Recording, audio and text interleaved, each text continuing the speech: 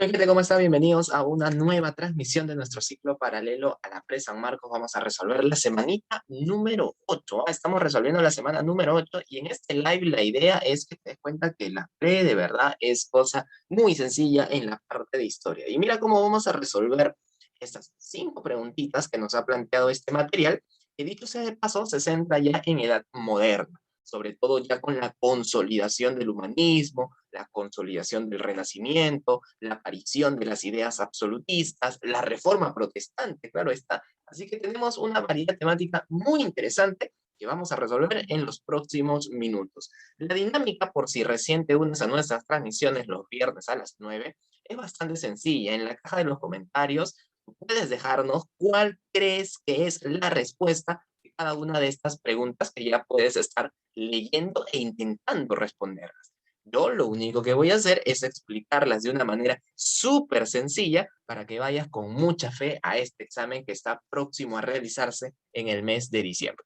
Comencemos. La número 1 dice, el Renacimiento fue un movimiento cultural que abarcó la literatura, la ciencia, el arte, bla, bla, bla, floro, ¿no? Y luego te ponen a continuación, representante, relacionar. Bueno, la premisa, floro. Lo que nos interesa de esta pregunta es simplemente identificar autor con su obra. Es una pregunta, creo, no ni siquiera deco, ¿no? Eso no es deco, es una pregunta memorística, porque había que recordar solamente la obra con el autor. Ahora, yo te pregunto, de estos cuatro autores, Botticelli, Miguel Ángel, Da Vinci, Brunelleschi, ¿cuál es para ti el más conocido? O sea, desde la primaria, secundaria, incluso ahora en academia, ¿cuál de estos autores es el que más te suena? Por ahí de repente uno dice, profe, yo he estudiado, yo sé el 400, yo sé el 500, yo me sé todo. Ya, si lo sabes, perfecto. Pero para la gente que no sabe, bastaba solo con ver el nombre más conocido de ellos, que de estos cuatro es Da Vinci. ¿Ok? Da Vinci es el nombre al menos más popular. No significa que haya sido el mejor. Acá cuidadito, no te estoy diciendo que haya sido el mejor, pero sin ninguna duda es el nombre más conocido. Ahora, ¿qué obra hizo Da Vinci? Siempre hemos hablado de la famosa Mona Lisa, la Gioconda, ¿cierto? Que básicamente, recuerda que en esa época los artistas necesitaban de un mecenas. El mecenas era el que financiaba su obra artística. Y el mecenas de Leonardo fue Francesco de Giocondo, quien hizo que Leonardo pinte a la esposa de Francesco. Por lo tanto, en honor a este personaje se le llama así, ¿no? La Gioconda. O también algunos lo llaman la Mona Lisa. ¿Sí? Bien, por lo tanto, podemos relacionar la oración 3. Podemos relacionar la oración 3, chicos, con la B, ¿cierto? Y si una pregunta así me hubiera venido en una admisión, ¿yo qué hago? ¿Qué te he dicho desde la semana 1?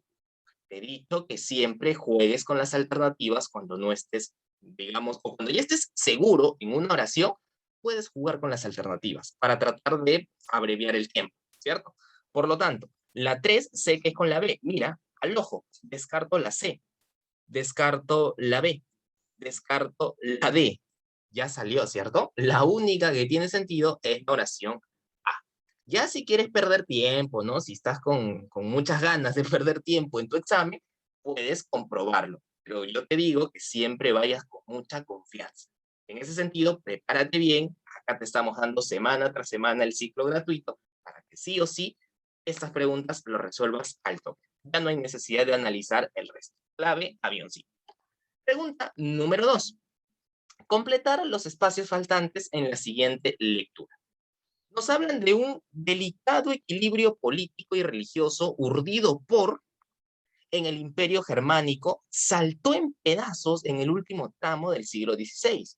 La fragmentación política de Alemania, atravesada de principio a fin por las tensiones derivadas de la... O sea, te está hablando de que en el siglo XVI hay una cierta fragmentación en Alemania. ¿Por qué? Eso es lo que tenemos que saber, ¿no? ¿Por qué hay tensiones en Alemania durante el siglo XVI? Lo dice de la espacio protestante. Ya más o menos nos está indicando por dónde puede ir la clave. Y la espacio católica. degeneró en la primera mitad del siglo XVII en un conflicto europeo de amplio alcance, en el que se vieron envueltas las principales potencias de la época. Sacado del texto de Editorial del Comercio, Historia Universal, El mundo bajo del siglo del absolutismo. El mundo bajo el siglo del absolutismo. Ok. Hay que recordar que Europa atraviesa un gran problema cuando aparecen reformadores que intentan hacer una especie de reestructuración de la iglesia.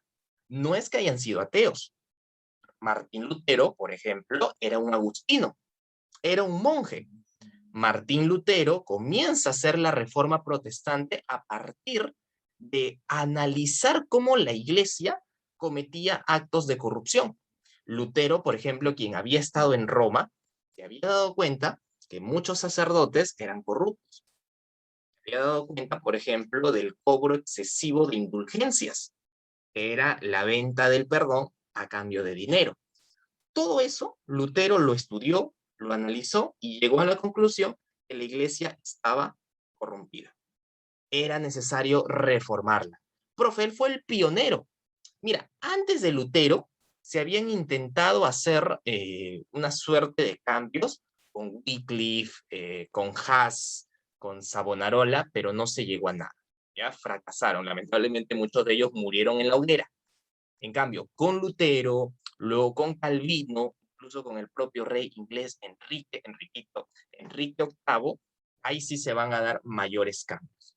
A ese evento de cambios que intentan reformar la iglesia, lleva justamente el nombre de Reforma Protestante. Oye, profe, ¿y cómo lo tomaron los alemanes? ¿Cómo lo tomó la nobleza cuando se enteraron que buscaban hacer cambios en la iglesia? Bueno, no le gustó para nada al emperador. El emperador es muy conocido para nuestra historia, porque fue el creador del virreinato del Perú. Me estoy refiriendo a Carlos. Acá en el Perú, nosotros lo conocemos con el nombre del rey Carlos I de España, pero en el CIRC, en lo que hoy día es generalmente Alemania, en el Sacro Imperio Romano Germánico, lo conocen con el nombre de Carlos V. A veces la gente vuela, ¿no? Porque cuando estudias Virreinato del Perú, te dicen a veces creado por las leyes nuevas de Carlos I. En otros textos, creado por las leyes nuevas de Carlos V. Y si tú no conoces esta breve historia, uno explota y dice, ¿cómo? Total, ¿quién se está equivocando? Por un lado me dicen Carlos I, por otro lado me dicen Carlos V. ¿Quién fue? Es la misma persona, solo que en España se le denomina Carlos I y en el CIRC se le denomina Carlos V. Esa es la diferencia, sencilla, ¿ok? Nada más, no te compliques. Entonces, el emperador actúa, se enfrenta a Martín Lutero, incluso se fueron a guerras, ¿no? La Liga de Nuremberg contra la Liga de Esmalcada. Profe, y la iglesia se quedó tranquila cuando aparecieron los reformadores. Nada que ver. La iglesia también contraatacó, hizo la contrarreforma. Por lo tanto, la clave de la pregunta 2, ¿cómo debería ser? Carlos V, representante del Sacro Imperio Romano Germánico, la fragmentación política deriva de ¿qué? De la reforma protestante. ¿Y esto qué cosa generó? Que la iglesia reaccione con su contrarreforma. Por ende, la clave de la pregunta 2 sería Barquito, ¿cierto? Sería Barquito. Claro que sí. No estaba muy complicada porque incluso los demás reyes no tienen nada que ver. Felipe II, Luis XIV, Luis XIII, nada que ver. ¿Bien? Muy bien, chiquitos, vamos a la pregunta número 3. Ajá. Oye, este papa es conocido, ¿sí o no? Uy, el papa, ¿qué es aquí? Mira, en relación con los sucesos ocurridos durante la contrarreforma, son lo que comentamos, ¿no? Cómo reacciona la iglesia ante los protestantes. Observando las siguientes imágenes, podemos afirmar que, ajá, a la izquierda se ubica el Papa Paulo III, fue el Papa Paulo III quien aprobó la creación de la Compañía de Jesús. El Papa Francisco, quien está a la derecha, pertenece a la Orden de los Jesuitas, y fue Ignacio de Loyola quien fundó la Compañía de Jesús. Bueno, la contrarreforma católica, por enésima vez te digo, es la reacción que tuvieron los clérigos para enfrentarse a los protestantes. Dicha reacción estuvo encabezada por el Papa, ahí tienes en imagen, Paulo III. Para muchos, el Papa Paulo III va a tener una figura muy destacada, porque es el hombre que ordena un poco a la iglesia, que estaba pues en boga en ese tiempo, estaba, que todo el mundo hablaba de ella sobre su mal manejo, sobre su abuso contra los fieles y sobre, obviamente, esta venta de indulgencias que llamó la atención a los reformadores, en este caso, sobre todo Lutero. Ahora, a la izquierda se ubica el Papa Paulo III, sí, este es el Papa Paulo III, podemos decir que es verdadero la oración.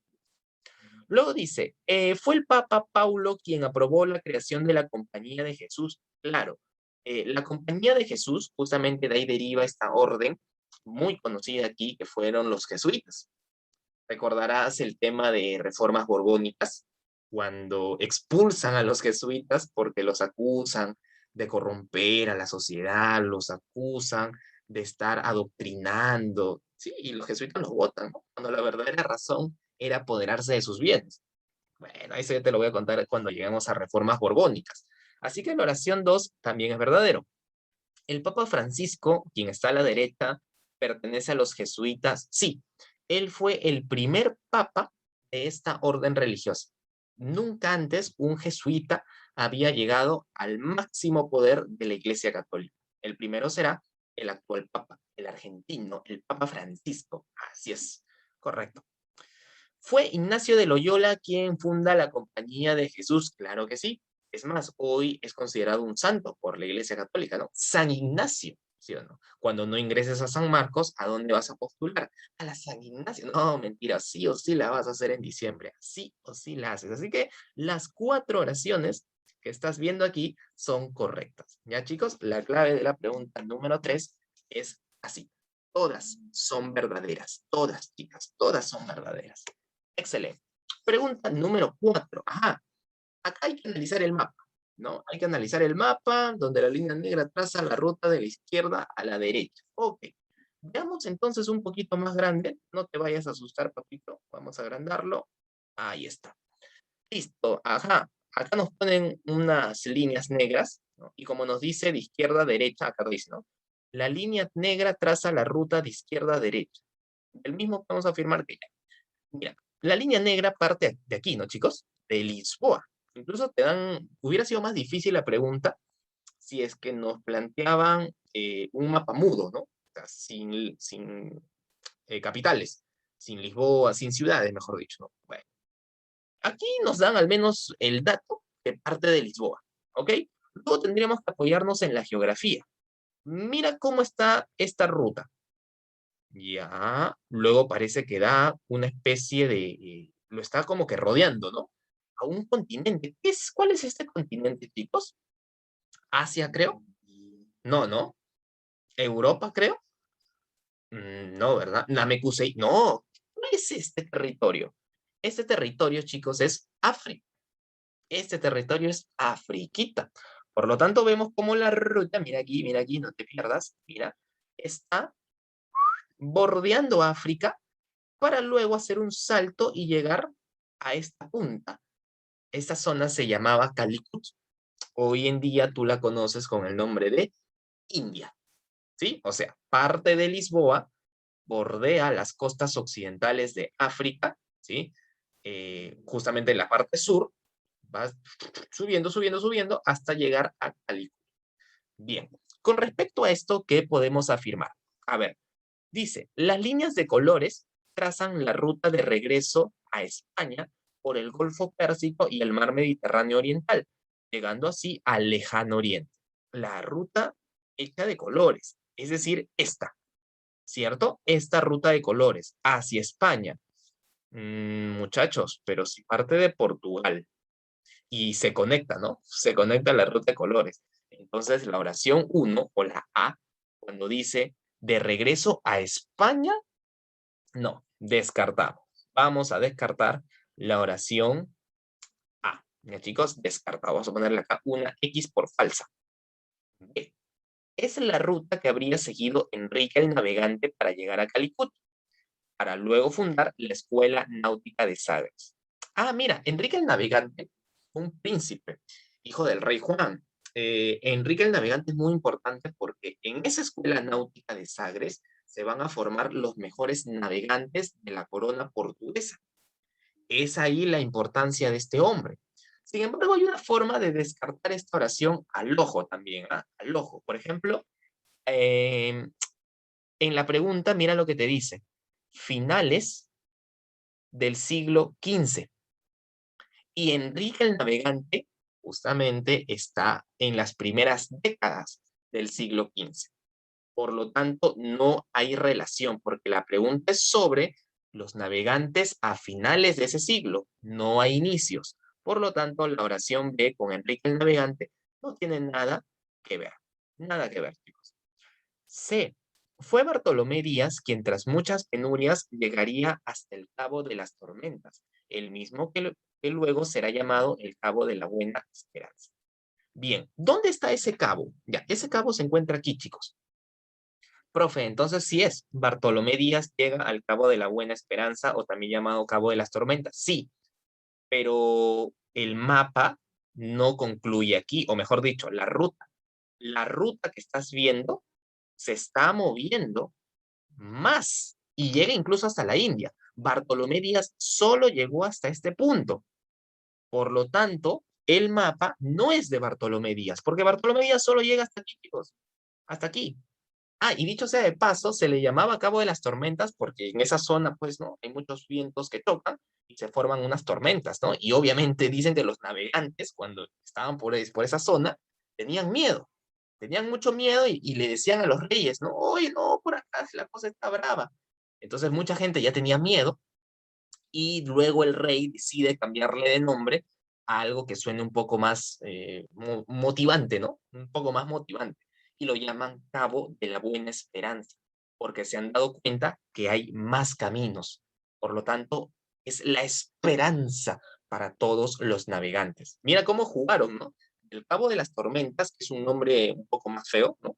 Feo, Cabo de las Tormentas, le ponen Cabo de la Buena Esperanza. Me hace recordar una pequeña anécdota cuando yo estaba en el curso de Historia Colonial en la San Marquitos, yo también soy sanmarquino, recuerdo un bus, ¿no? Un bus que nos llevaba a Piura. El bus se llamaba Apocalipsis, estaba con mi pata. Y dijimos, oye, subimos ese bus, ¡hala! Vámonos en el Apocalipsis. No, no, oye, qué feo, no, no, no, no, mejor no. O sea, solamente por el nombre, ¿no? Algo parecido ocurrió en esa época. Del nombre Cabo de las Tormentas decidieron pasarle al Cabo de la Buena Esperanza por darse cuenta que hay más accesos para llegar a la isla. ¿Sí?